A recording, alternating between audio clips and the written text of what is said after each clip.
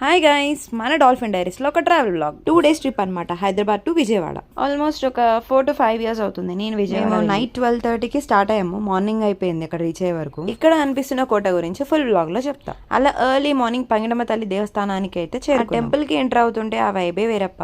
మీకు ఒకటి తెలుసా, యాక్చువల్ గా నా అన్నప్రాసన జరిగింది కూడా ఈ టెంపుల్ లోనే.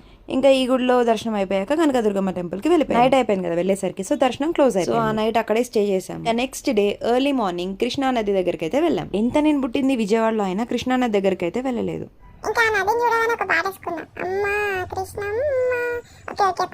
ఇంకా కృష్ణా నదిలో మునిగేసి అమ్మవారిని దర్శించుకోవడానికి స్టార్ట్ అయిపోయాం. యాక్చువల్ గా టెంపుల్ లో కొన్ని క్లిప్స్ తీసుకుందాం అనుకున్నా, కానీ కుదరలేదు, సారీ అలో. ఇంకా అమ్మవారి ప్రసాదం అయితే తినేసి బాపట్ల బీచ్ కి, ఇంకా బీచ్కి వెళ్తున్న ఎక్సైట్మెంట్ లో సన్ బ్రోని మర్చిపోయాం. ఎండని లెక్క చేయకపోయినా సన్ బ్రో ఊరుకోడు కదా, గట్టి కొట్టిండు. సన్ బ్రోతో మనకెందుకులే అని నింబు సోడా తాగేసి బీచ్కి. టెంపుల్ గురించి అయితే ఫుల్ వీడియో చేస్తున్నాను, stay tune guys, bye bye.